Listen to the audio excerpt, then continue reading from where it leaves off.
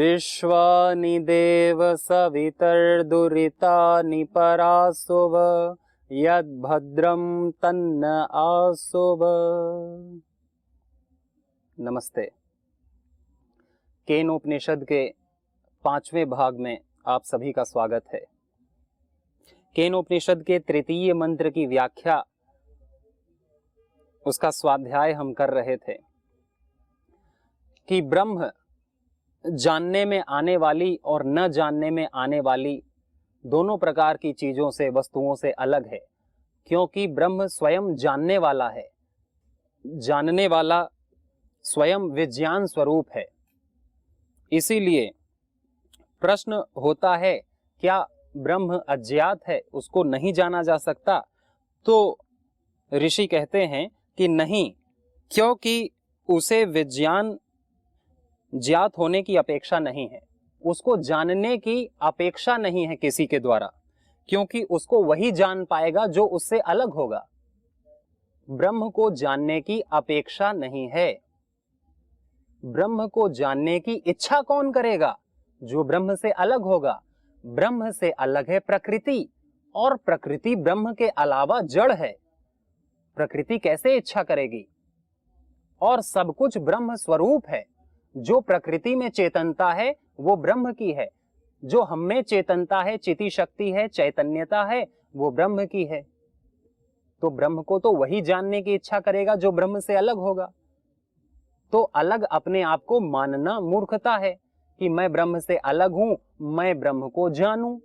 अगर दीपक की लौ ये हठ करने लगे कि मुझको दीपक को जानना है, मुझको प्रकाश को जानना है, मैं देखूंगी प्रकाश को, अब प्रकाश को, क्योंकि वो स्वयं को देखने की हट करने लगे, तो किस प्रकाश को लाएगी, कहां से लाएगी? वो तो स्वयं प्रकाश स्वरूप है। क्या दीपक को देखने के लिए दूसरा दीपक लाया जाएगा? क्या सूर्य को देखने के लिए दूसरा प्रकाश की आवश्यकता होती है? दीपक तो स्वयं प्रकाश स्वरूप है। दीपक को देखने की किसी से अपेक्षा नहीं की जा सकती कि कोई हमको दीपक को दिखाए। तो हम कैसे देखेंगे कि दीपक है कि नहीं, जल रहा है कि नहीं? वो देखते ही पता चल जाएगा कि ये जलता हुआ दीपक है। इसी प्रकार दीपक से हम दूसरी चीजें तो देख सकते हैं। दीपक जला दें अंधेरे कमरे में तो दूसरी चीजें तो दिख जाएंगी, परंतु दीपक तो स्वयं सिद्ध है। दीपक को देखने के लिए दूसरे प्रकाश की जरूरत नहीं है। दीपक तो स्वयं प्रकाश स्वरूप है। इसी प्रकार ब्रह्म को जानने की अपेक्षा नहीं है। सब कुछ ब्रह्म स्वरूप है। ब्रह्म से कुछ चीज अलग नहीं है। जो अलग है वो जड़ है। तो चेतनता को जाने के से जो वस्तु अज्ञात होती है, यानी जो वस्तु को जाना नहीं गया अभी, उसको जानने के लिए विज्ञान की अपेक्षा होती है। किसकी अपेक्षा होती है? विज्ञान की। विज्ञान के माध्यम से हम चीजों को जानते हैं। अज्ञात वस्तु को जानने के लिए ही संपूर्ण लोकों की प्रवृत्ति है। यानी कि इन सब वस्तुओं को जानने के लिए आंख की जरूरत है, हाथ की जरूरत है, ज्ञान की जरूरत है, सबकी जरूरत है चीजों को जानने के लिए। किंतु ब्रह्म को अपने विज्ञान की अपेक्षा नहीं है। क्यों? क्योंकि वह स्वयं विज्ञान स्वरूप है। वो तो स्वयं ज्ञान है। वो तो ब्रह्म तो स्वयं एक विज्ञान है। साइंस के माध्यम से हम दूसरे पदार्थों को जानते हैं। साइंस तो स्वयं साइंस है। साइंस को जानने के लिए कौन सी साइंस लाएंगे? जो लाएंगे वो भी साइंस होगी। तो परमात्मा तो स्वयं विज्ञान स्वरूप है। जिसका जो स्वरूप होता है वह उसकी दूसरे से अपेक्षा नहीं रखता, और अपने से तो अपेक्षा हुआ ही नहीं करती। अपने से कैसे अपेक्षा हो? मैं आत्मा हूं, अब मेरी आत्मा से क्या अपेक्षा होगी? हां, आत्मा को यदि भूख लगी है तो दूसरों से अपेक्षा करेगा, फल से अपेक्षा करेगा, माता से अपेक्षा करेगा। इसी प्रकार दीपक किस वस्तु से अपेक्षा करेगा कि मुझको दिखाओ कि मैं जल रहा हूं कि नहीं। इसी प्रकार जिस वस्तु को जानना होता है तो जानने के लिए किसी दूसरे की अपेक्षा होती है, और जिसका जो स्वरूप होता है उस स्वरूप को जानने के लिए दूसरे की अपेक्षा नहीं होती, और स्वयं की अपेक्षा तो बिल्कुल नहीं होती। उसको हुआ जा सकता है, अपने है पने को, अपनी सत्ता को, अपने होने का बोध किया जा सकता है कि मैं हूं। इसी प्रकार क्योंकि अपना आप तो सिद्ध ही होने के कारण अपेक्षा से रहित है, हम तो हैं ही। अब मेरे को कोई दूसरा थोड़ी बताएगा कि तुम हो, भले ही हमको परमात्मा के होने ना होने पे या किसी जिस देश को मैंने देखा नहीं, अमेरिका जापान जहां मैं गया नहीं, वो हैं या नहीं है उसके बारे में मुझे शंका हो सकती है। मेरे पीछे की दुनिया अभी है कि मिट गई उसके बारे में मुझे शंका हो सकती है, परंतु क्या मुझे कभी शंका हुई कि मैं हूं या नहीं हूं? हमको तो सबको पता है कि मैं तो हूं ही, बचपन से पता है, अभी तक पता है कि मैं रोज हूं, मेरा होना कभी गायब नहीं हुआ। जिस तरह अपने होने के लिए हम किसी से पूछते नहीं कि बताओ मम्मी मम्मी मैं हूं या नहीं हूं, ऐसा कभी आपने पूछा अपने शिक्षक से कि बताओ गुरुजी मैं हूं या नहीं हूं? कहीं आपने कहीं कॉपी में, कहीं गीता में खोल के, कहीं शास्त्रों में पढ़ा या अपने सिलेबस में पढ़ा कि कहीं मुझे पता तो चले कि मैं हूं या नहीं हूं? आपको अपने होने के लिए, ये जानने के लिए किसी दूसरे की अपेक्षा नहीं है कि वो आपको बताए कि आप हैं तो आप माने। आपको पता है, किसी दूसरे की अपेक्षा नहीं है, और स्वयं की अपेक्षा तो बिल्कुल नहीं है क्योंकि आप हैं तो हैं। इस तरह स्वरूप को, अपने जो जिसका स्वरूप है उसको जानने के लिए दूसरे की आवश्यकता नहीं पड़ती, और स्वयं की आवश्यकता तो पड़ती नहीं, होना मात्र ही पर्याप्त है। इसी प्रकार ब्रह्म का होना मात्र ही पर्याप्त है, उसको किसी दूसरे की अपेक्षा नहीं जानने के लिए, और स्वयं की अपेक्षा तो बिल्कुल नहीं। वो तो है, बस ये जान लेना कि वो है, और ये जान लेना कि उसको नहीं जाना जा सकता, और ये जान लेना कि उसी के माध्यम से हम सबको जान रहे हैं, यही ब्रह्म का जानना है। तो फिर बोला, दीपक अपने स्वरूप की अभिव्यक्ति के लिए अपने से अथवा किसी अन्य से प्रकाशांतर की अपेक्षा नहीं रखता। इस प्रकार जो अपेक्षा नहीं रखता वह स्वतः सिद्ध है। जो किसी की अपेक्षा नहीं रखता अपने सिद्धि के लिए, वो स्वतः सिद्ध है। जैसे मैं स्वतः सिद्ध हूं कि मैं हूं, किसी मेरे को प्रूव करने की जरूरत नहीं कि देखो देखो मैं हूं, मेरा होना ही मेरे लिए भी पर्याप्त सिद्ध है, दूसरों के लिए भी पर्याप्त सिद्ध है कि मैं हूं। उसी प्रकार ब्रह्म को अपने आप को सिद्ध नहीं करना कि वो है तो है, वो स्वतः सिद्ध तत्व है, विज्ञान स्वरूप है।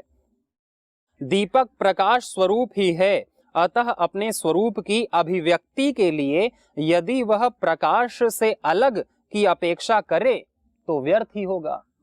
यदि दीपक प्रकाश स्वरूप है, यदि वह प्रकाश से अलग किसी दूसरे चीज की आवश्यकता करे कि मेरे को पता तो चले मैं हूं, तो वह व्यर्थ होगा। उसका होना ही पर्याप्त है कि वो है, उसके होने से ही सबको पता चल जाएगा कि दीपक है। सूर्य के निकलने से सबको पता चल जाता है कि सूरज है। सूरज के अलावा किसी दूसरे टॉर्च, दीपक या किसी दूसरे फोकस की जरूरत नहीं पड़ती कि सूरज निकला या नहीं, उसका होना ही स्वतः सिद्ध है। उसको खोजना, मंदिरों में ढूंढना, पुस्तकों में ढूंढना व्यर्थ है। हां, आत्म शांति पाने के लिए,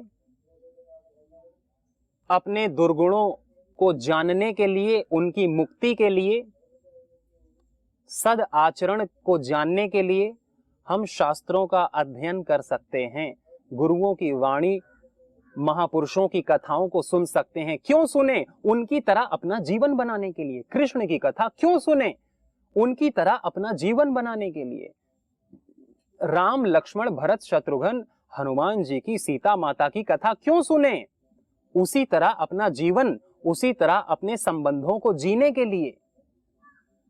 हम शिव कथा क्यों सुने?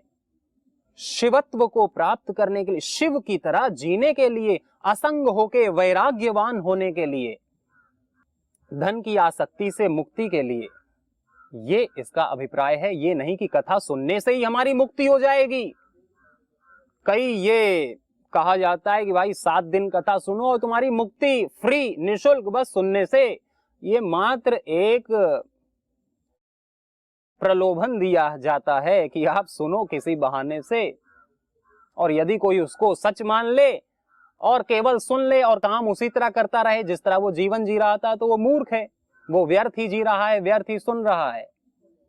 किसी बहाने से आप महापुरुषों के जीवन को पढ़ें, सुने, और उस सुनने से परमात्मा करे आपकी बुद्धि में प्रेरणा हो। परमात्मा से प्रार्थना करें कि मैं जो सुनूं उसको भूलूं नहीं, वो मेरे जीवन में घटित हो जाए प्रभु। तब तो कुछ लाभ है कथाओं को सुनने का। नहीं, जीवन उसी तरह चले और हम हर सप्ताह कथाएं सुने, उससे कोई मुक्ति नहीं होने वाली, उससे दुख पीड़ा से ही मुक्ति नहीं होने वाली, जीवन से कहां होगी? क्योंकि प्रकाश कोई विशेषता नहीं हुआ करती।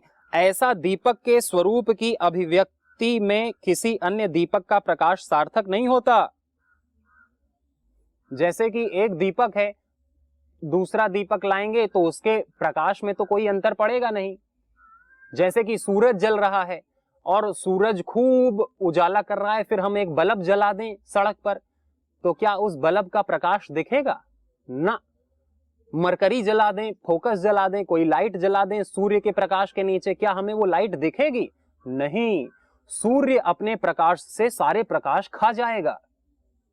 सूर्य का प्रकाश सारे प्रकाशों को अपने अंदर लीन लेगा। उसको कैसे देखेंगे हम? कैसे सूर्य के प्रकाश को देखेंगे? कोई दूसरा प्रकाश काम ही नहीं करेगा सूर्य के प्रकाश के आगे।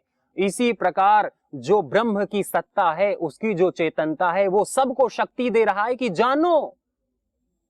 अब उस शक्ति से ब्रह्म को कैसे जानोगे? ब्रह्म सारी शक्ति को हजम कर लेगा, खा जाएगा। सारी शक्तियां उसी की हैं। जैसे कि सारा प्रकाश जो इस बत्ती में है, जो बल्ब में है, जो मरकरी में है, सारा प्रकाश, दीपक का प्रकाश, चंद्रमा का प्रकाश, सारा प्रकाश कहां से आया है? सारा सूर्य से आया है। इसीलिए सूर्य सारे प्रकाशों का राजा है। कोई प्रकाश सूर्य को नहीं दिखा सकता। इसी प्रकार कोई भी चेतनता, कोई भी ज्ञातृत्व ब्रह्म का ज्ञान नहीं करा सकता, क्योंकि सभी जानना उसी से हो रहा है। इस आंख का जानना, मन का जानना, कानों का सुनना, वाणी का बोलना, स्पर्श करना, जो इंद्रियां जान रही हैं, जो मन जान रहा है, जो बुद्धि जान रही है, जो कुछ भी जाना जा रहा है, उसका जानने का ज्ञान कहां से आ रहा है? ब्रह्म से आ रहा है। वो जानने की शक्ति ब्रह्म से आ रही है। ब्रह्म को जानने की अपेक्षा हम किसी से नहीं कर सकते। इसी प्रकार आत्मा से भिन्न ऐसा कोई विज्ञान नहीं है जो उसके स्वरूप का ज्ञान कराने के लिए अपेक्षित हो। यदि कहो कि इससे विरोध प्रतीति होता है तो ऐसा कहना ठीक नहीं है, क्योंकि आत्मा इससे भिन्न है। तो कोई यह प्रश्न भी कर सकता है कि तुमने जो कहा कि आत्मा विज्ञान स्वरूप है, इसलिए उसके स्वरूप को जानने में किसी अन्य विज्ञान की अपेक्षा नहीं है। सो ठीक है, क्योंकि आत्मा में भी विपरीत ज्ञान और सम्यक ज्ञान होता देखा गया है। जैसा कि मैं आत्मा को नहीं जानता इत्यादि कथन से तू वह ब्रह्म है तत्वमसि, आत्मा को जानना, इस आत्मा को निश्चय पूर्वक जानकर आदि श्रुतियों में सिद्ध होता है। जैसे आत्मानम एतम वै तमात्मानम विदित्वा तत्वमसि, इस तरह आत्मा को बताया गया है कि तू ही वह आत्मा है, आत्मा सब जगह है। आत्मा को निश्चय पूर्वक जानकर ऐसा ऐसा श्रुतियों में कहा गया है। श्रुतियों में आत्मा के ज्ञान के लिए सर्वत्र ही विज्ञानांतर की अपेक्षा देखी जाती है, इसलिए प्रत्यक्ष ही श्रुति से विरोध प्रकट कर रहा है। आपका व्याख्यान ही श्रुति से विरोध प्रकट कर रहा है। तो इससे इस शिष्य के प्रश्न का ऋषि गुरु उत्तर देते हैं कि ऐसा कहना ठीक नहीं है। क्यों? क्योंकि बुद्धि आदि कार्य और कारण के संघात में जो अभिमान है उसकी परंपरा का विच्छेद न होना ही जिसका लक्षण है। नित्य चित स्वरूप आत्मा ही जिसका आंतरिक सार है और जिसमें अनित्य विज्ञान का अवभास हुआ करता है, वह अविवेकात्मक चिदाभास प्रधान तथा चक्षु आदि कारणों वाला आत्मा जीवात्मा शुद्ध चेतन से भिन्न ही है। बौद्ध प्रतीतियों का आविर्भाव तिरोभाव उसका धर्म है, अतः अपने उस धर्म के कारण वह उससे पृथक दिखाई देता है। आत्मा सर्वांतर है ऐसा बतलाने वाली श्रुति के अनुसार अंतःकरण यानी मन का भी मन है। यानी जब बताया जाता है कि तत्वमसि तुम ब्रह्म हो, तो श्रुति कहती है कि तुम जो हो, तुम्हारा जो शांत निर्गुण तुरीय अवस्था का जो रूप है वही ब्रह्म है। यह मन तुम नहीं हो, यह इंद्रिय तुम नहीं हो, यह श्वास तुम नहीं हो, यह विचार तुम नहीं हो, यह मन में उठने वाली वृत्ति, यह बुद्धि, यह शरीर केवल तुम नहीं हो। तुम तो केवल जो ऊर्जा की भी ऊर्जा आत्मा, आत्म तत्व जो सबको शक्ति दे रहा है, मन को, बुद्धि को, इंद्रियों को जो जानने की शक्ति दे रहा है, वह तुम हो। तत्वमसि। नहीं तो मनुष्य शरीर अपने आप को मान लेता है, मन अपने आप को मान लेता है, कोई अपने आप को आदमी, कोई अपने आप को औरत, कोई अपने आप को राजस्थानी, कोई अपने आप को अफसर, कोई अपने आप को डॉक्टर, कोई अपने आप को भिखारी, ये सब मान लेता है। कोई अपने आप को भारतीय, कोई अपने आप को विदेशी। व्यवहार में तो मान सकते हैं, व्यवहार में तो मानना ही चाहिए, परंतु अंदर से आध्यात्मिक रूप से यदि कोई यह मान के बैठा है तो वह अध्यात्म से दूर है। इसलिए ऋषि कहता है कि तत्वमसि, वह जो ब्रह्म है जो सबको शक्ति दे रहा है, तेरे पूरे अस्तित्व, तेरे पूरे शरीर और शरीर ये जो प्रकृति है इसको जो शक्ति दे रहा है वह तू है। उसको तू खोज मत, वो तू ही है। बस अपने व्यवहार को शुद्ध कर, जीवन को शुद्ध कर, पुरुषार्थ कर, ज्ञान में जी, ऐसा ज्ञान रख कर जी कि सब कुछ तू है। वो शक्ति जिसके द्वारा प्रकृति काम कर रही है वह तू है, ऐसा जानते हुए पुरुषार्थ कर। तो ऐसा ऋषि ने कहा और अपने शिष्य के प्रश्नों का समाधान किया। परमात्मा को जानना क्या है, तो बार बार ऋषि ने भी कहा, मैंने भी कहा कि ब्रह्म को नहीं जाना जा सकता, उसकी उपासना नहीं की जा सकती। ये जानना ही उसको जानना है जो सभी प्रकृति को, सारी प्रकृति को, अपने शरीर को भी जो शक्ति दे रहा है, जो मन को सोचने की, आंख को देखने की, कान को सुनने की शक्ति दे रहा है, वो ब्रह्म है। जो वाणी की वाणी है, मन का मन है, आंखों का आंख है, कानों का कान है, जिसको सभी रिपोर्ट करते हैं, जिसकी यह प्रकृति दासी है, वह ब्रह्म है। तो आगे यही कहा कि विदित और अविदित यानी व्यक्त और अव्यक्त ही क्रमशः कार्य तथा कारण भाव से माने गए हैं। उनसे भिन्न वह ब्रह्म है जो संपूर्ण विशेषणों से रहित विज्ञान स्वरूप है। यह इस समस्त वाक्य समुदाय का तात्पर्य है। जो इतने सारे शब्द कहे गए हैं ना, कि ब्रह्म शांत है, सत्य है, ज्ञान स्वरूप है, आनंद स्वरूप है, चेतन स्वरूप है, निर्गुण स्वरूप है, शांत है, नित्य शुद्ध बुद्ध मुक्त है, अजर अमर चेतन अविनाशी है, सब कुछ का स्वामी वही है, प्रकृति को शक्ति देने वाला वही है। ये जो सब कुछ कहा गया है, इन शब्दों का क्या तात्पर्य है? ये सब शब्द हैं, ये सब क्या हैं? केवल शब्द हैं। इनका तात्पर्य क्या है? ये क्या कहना चाहते हैं इनसे ऋषि? तो इनसे ऋषि यह कहना चाहते हैं कि जो ब्रह्म है वो सभी विशेषणों से मुक्त है। ब्रह्म का कोई विशेषण नहीं, वो स्वयं विज्ञान स्वरूप है। सच्चिद आनंद ये उसके विशेषण नहीं है। सत्यम ज्ञानम अनंतम ब्रह्म ये उसके विशेषण नहीं है। विशेषण तो हमको दूसरी चीजों से अलग कर देते हैं। जैसे लाल कपड़ा, लाल विशेषण है तो ये काले कपड़े से इसको अलग कर दिया, सफेद पीले नीले हरे से इसको अलग कर दिया कि ये लाल है। इसी तरह ब्रह्म का कोई विशेषण नहीं है, क्योंकि ब्रह्म तो एकमात्र है, दूसरा कोई है ही नहीं जो जिससे उसको अलग कर दिया जाए विशेषण बता करके। तो ये जो भी सत्य ज्ञान अनंत ये ब्रह्म के विशेषण नहीं है, ये तो ब्रह्म की तरफ इशारा कर रहे हैं कि ब्रह्म सत्य है। हाँ वो है, ये ब्रह्म सत्य कहना चाह रहा है इससे कि वो है। ज्ञान कि वो ज्ञान स्वरूप है, ये ज्ञान कहना चाह रहा है। अनंत यानी उसका कोई अंत नहीं है, वो सारे जिनका अंत होने वाला है, यह प्रकृति जो परिवर्तनशील है वो उससे अलग है, यह अनंत कहना चाह रहा है। वो एकमात्र तत्व, सर्वत्र व्याप्त, सर्वव्यापक, सबको शक्ति देने वाला वह तत्व है, उसका कोई विशेषण नहीं। क्यों नहीं? क्योंकि उससे अलग कोई नहीं है।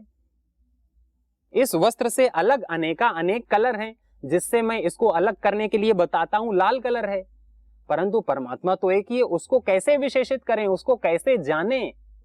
वो स्वयं विज्ञान स्वरूप है। कौन सा स्वरूप है? विज्ञान स्वरूप है। उसका बोध कर सकते हैं, उसमें स्थिर हो सकते हैं। ध्यान की प्रगाढ़तम अवस्था में हम वो हो सकते हैं। तत्वमसि, वो तुम हो, वो मैं हूं, वो सब है। और करना क्या है? जागते ही धर्म का पालन करना है, वाणी व्यवहार को सुधारना है, धर्मानुसार शास्त्रानुसार अपने जीवन को जीना है। यही जीवन की सफलता का सूत्र है। ऐसा हमने अपनी ऋषि परंपरा से सुना है। इति शुश्रुम पूर्वेशाम ये नस्तद विचचक्षिरे, जिन्होंने अनुभूति की और इस गुरु परंपरा के माध्यम से हम तक ज्ञान को पहुंचाया, हम सब उनके कृतज्ञ हैं।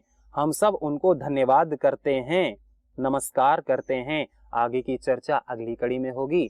इसी के साथ ओम शांति ही शांति ही शांति ही।